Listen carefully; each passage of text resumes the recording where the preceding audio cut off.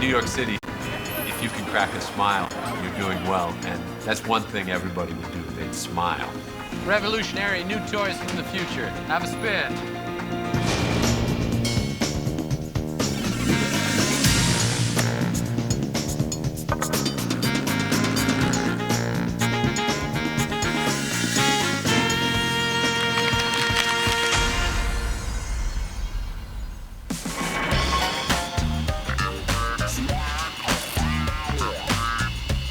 I was always thinking of inventing things.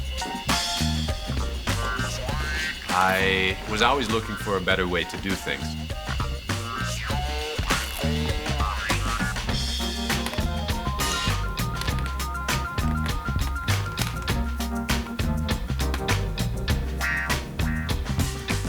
The thing that was most surprising was that they didn't look like tops, because tops always have one single axis of spin.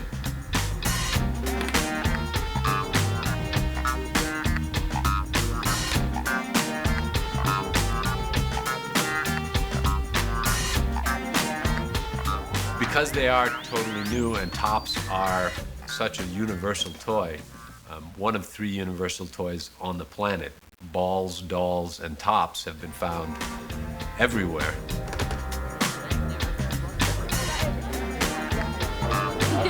It's, to me, very fascinating just to see how other people react to them just like I did. It's a discovery.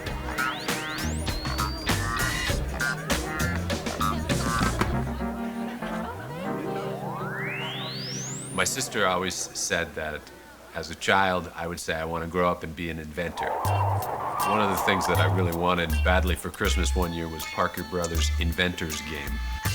I was really happy when Santa left it under the tree for me.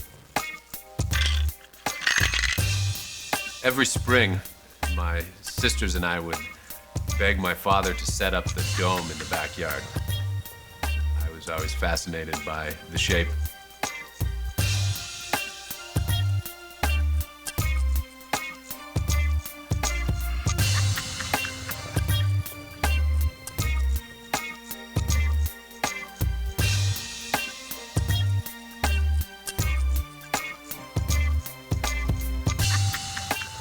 I was fascinated with Bucky's life because from a young age, he was making things and inventing. He called himself Guinea Pig B. He often talks about the primary structural systems of the universe, and it sounded to me like a key to understanding a lot of things. We're conditioned to think in squares and cubes. Buildings that we live in, but really nature's not using blocks to build, it's using spheres.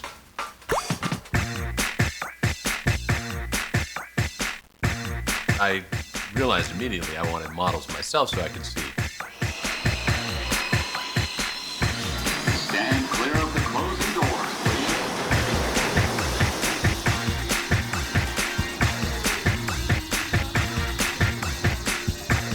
One day when I was down in Chinatown, I saw some acrylic spheres for sale, and I realized that those would be perfect to make models from.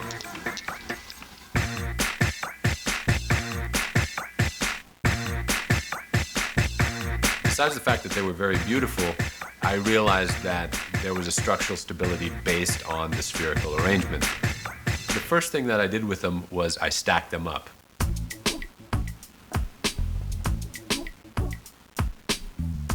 One day, I knocked the table and the stack fell over,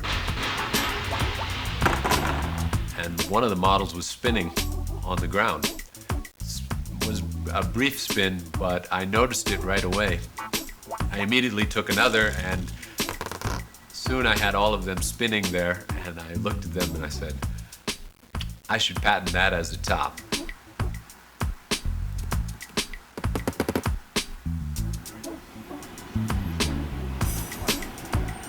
The response that I got was always, they really loved them, but. One day a friend of mine said, well, why don't you just do it yourself? What are you waiting for? So I started selling them in the streets of New York City, where I live. World's first spinning top with more than one axis of spin. Set up a table and start spinning. Step right up.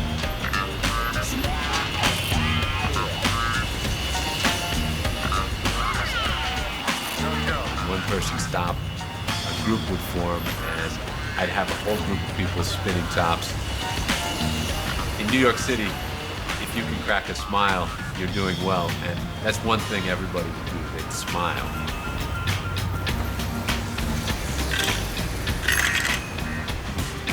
When the patent finally issued, I sent a press kit to the columnist for the New York Times patents column. She loved them. When the article came out, the response was overwhelming.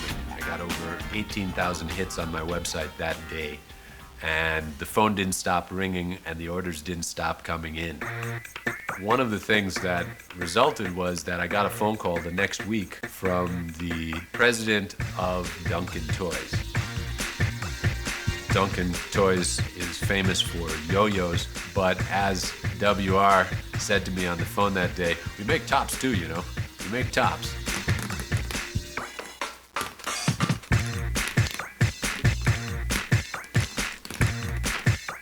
One of the things that I really wanted to do was to include the ideas with the toys.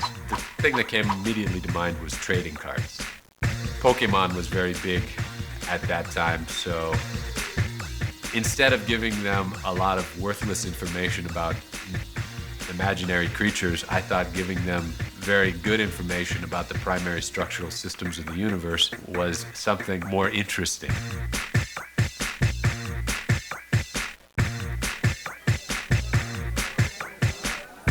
To see people playing with them, buying them, recognizing them, is a fascinating thing to be completely struck by the way that they spin.